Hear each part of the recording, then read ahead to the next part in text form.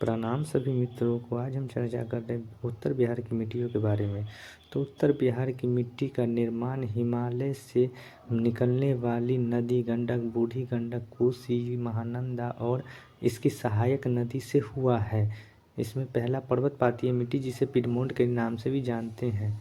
अब उसमें आता है, यह मिट्टी पश्चिमी चंपारण के उत्तर पश्चिम भाग से सोमेश्वर श्रेणी के आसपास पाई जाती है। इस क्षेत्र में वर्षा अधिक होती है, उपजाऊ की मात्रा अधिक है। मुख्य फसल धान, गन्ना etc। दूसरा है तराई मिट्टी।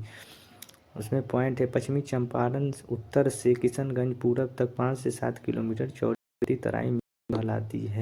यह कहीं दलदली, कहीं कंकड़ और रेत की मात्रा में पाई जाती है।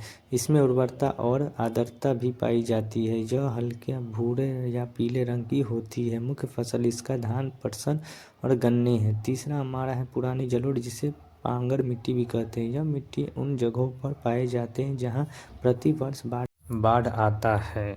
इसमें चूना और पोटाश की अधिक और फास्फोरस, नाइट्रोजन की कमी होती है। इसकी प्रकृति क्षारीय होती है और इसका मुख्य फसल आप देख लीजिए, धान, गन्ना, तंबाकू, मक्का इत्यादि होती है। चौथा है जलोढ़ मिट्टी नवीन, जो खादर के नाम से जानते हैं, जहाँ हर एक वर्ष वर्षा भी बाढ़ भी आते हैं और जैसे गंगा, गंडक, कोसी, महानंदा इत्यादि। इसका रंग गहरा भूरा होता है और बालू भी होती है। इसमें नाइट्रोजन की कमी होती है, उर्वरता अधिक होती है। मुख्य फसल जूट, धान, गेहूँ इत्यादि है।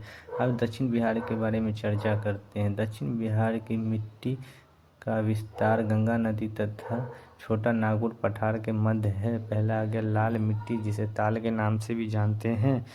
लाल मिट्टी गंगा के दक्षिणी तट पर बक्सर से भागलपुर से 8 से 10 किलोमीटर चौड़ी पट्टी है, जो रबी फसल करने में आसान है। मुख्य फसल दलहन, सब्जी खेती है। दूसरा आता है हमारा कगारी मिट्टी। गंगा नदी के दक्षिणी तट पर सोन, फल्गु, पुनपुन, किऊल नदियों के किनारे होती है। उर्वरता शक्ति कमजोर होती है। मुख्य फसल मक्का, सरसों इत्यादि है। तीसरा है पुरानी जलोढ़, जैसे करेल, कैवाल मिट्टी कहते हैं। यह बक्सर, उत्तरी गया, पटना, नालंदा और इसका मुख्य फसल मक्का, धान, बाजरा और आलू है। अब इसमें चौथा पॉइंट आता है लाल पीली बलथर मिट्टी।